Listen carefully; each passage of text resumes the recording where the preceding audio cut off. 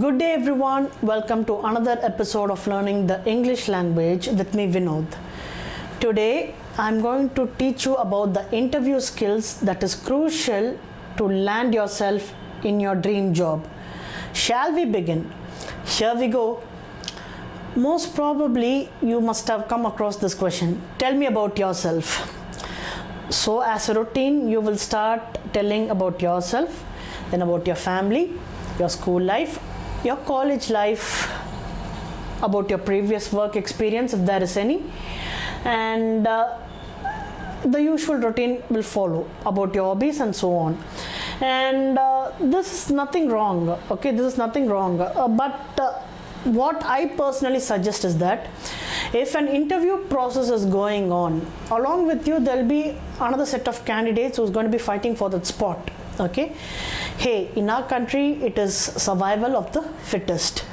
Therefore, try to market yourself in such a way that you will be an asset for the company. How to do that? Say something that will really be an added advantage for the company, but that particular factor should not be there on the paper. The paper that I am mentioning is your resume. Okay, yes, you heard me right. After you hand over that piece of paper, that is your resume, to the HR who is interviewing you, you say everything that is there. Along with that, after giving a briefing about whatever is there in the paper, you say certain things. For example, generally I'm an extrovert by nature. Therefore, it will be easy for me to adapt and improvise in a professional environment quickly. Also, it will help me to manage any kind of problems with the help of my communication skills.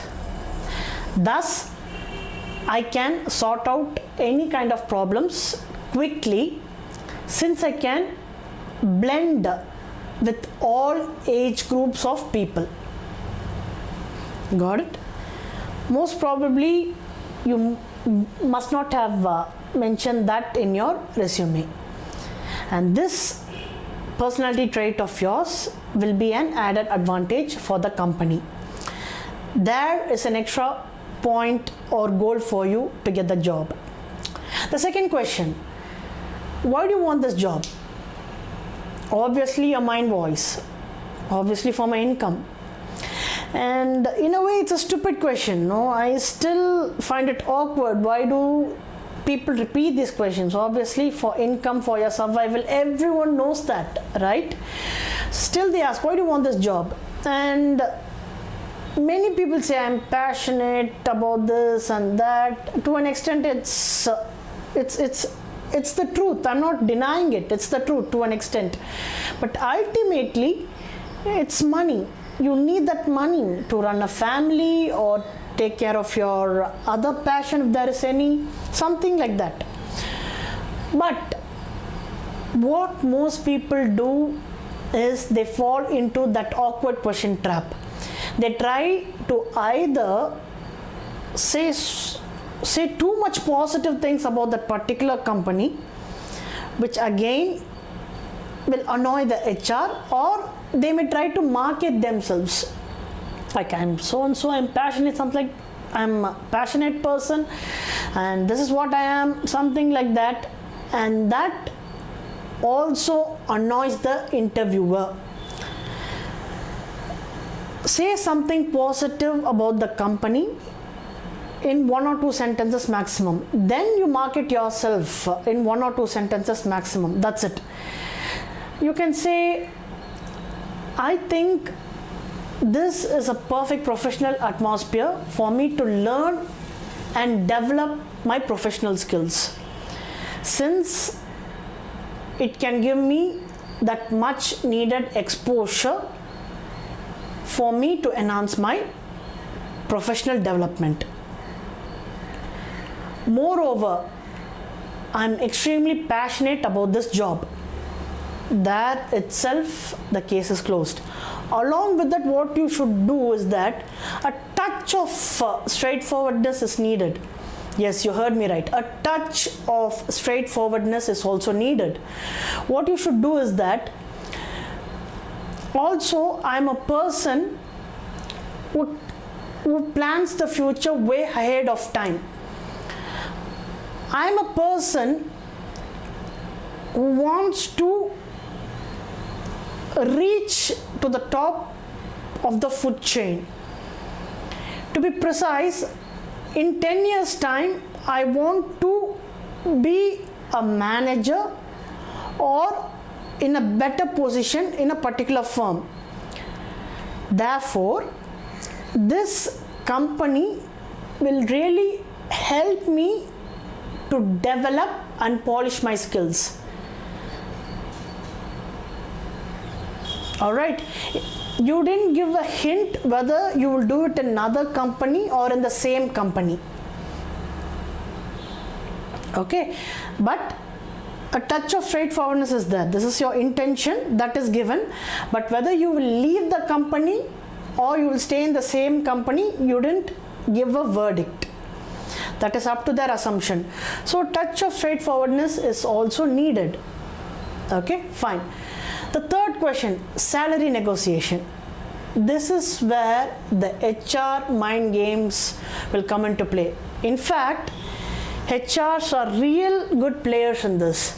They will negotiate you, they will really brainwash you to a great extent. Now, why I'm telling brainwash? I will not say it's a negative thing, because they are paid to do that job. Okay, they are doing their job sincerely. Okay, I won't blame them. That's what they are paid for and that's what they must do. Okay, now what happens there? You are cleared and for everything, and finally the salary negotiation is coming in and you're sitting and discussing the salary. If you are a fresher, you cannot demand your salary. First, you keep that in mind. So you can say as per the company standards, and if you get a feeling that it is too low, mind it. If you get a feeling that it is too low, you can demand to an extent, not too much, to an extent. But if that is also not possible, then it's your call. But as a fresher, my honest perspective, you cannot demand any particular amount as your salary. Now, when it comes to experience, this is where it gets interesting. A person has a rough figure in mind. Say for, what is your expectation? Say 8 lakhs per year. And the HR says 6.5 is our maximum budget. So 8, 6.5. Your answer should be clever. It should be something in this line. It need not be entirely like this, but it should be something in this line. I believe that my experience and my knowledge deserves 8 lakhs per year as my income, and it is a reasonable salary for a person like me. Moreover, if I am paid up to my satisfaction level, I will work in your company without any emotional endurance, and I will give my best each and every day. Right? Now you're throwing the ball back into the HR's court. This seems like a logical and professional answer. If an HR is saying 6.5, definitely the budget is there up to 8.5. At least for most of the firms. I'm not telling 100%, at least for most of the firms. That is why the HR is standing at 6.5. Okay. Now what will happen? Again, some bargaining will go, certain set of drilling will go, but you stand firm at 8. Now what will happen? The certain set of statements that I gave you, right, will make sense to the HR and they may convey the same. The chances of getting that 8 lakhs is higher than any other answer you give, because this makes real good sense to anyone who interviews you. But this is not a guarantee that you'll get the salary, I'll tell you, but compared to other kind of answers you give, this makes more reasonable sense. Okay, fine. And finally, whenever they ask some personal questions to you in an interview round, touch the tip of the iceberg. Okay, obviously family will say they are so and so and so and so, and stop it. You have that maturity. But when they ask about your hobbies, means I like to play cricket, read a lot of books, like that you'll go on. Suddenly you may get hyperactive or enthusiastic, whatever it is. You may say, I'm a school day cricketer and I'm an opening batsman. I scored a lot of centuries in my school team, and after I went to my college studies, I didn't get enough time to concentrate or to play and develop my cricketing skills. Unnecessary, right? Touch the tip of the iceberg always when it is coming to personal questions. It is, what to say, it gives you more respect on professional terms. I hope these small tweaks helps you a lot to land yourself in your dream job. Until then, have a great day, guys. Stay safe and stay healthy.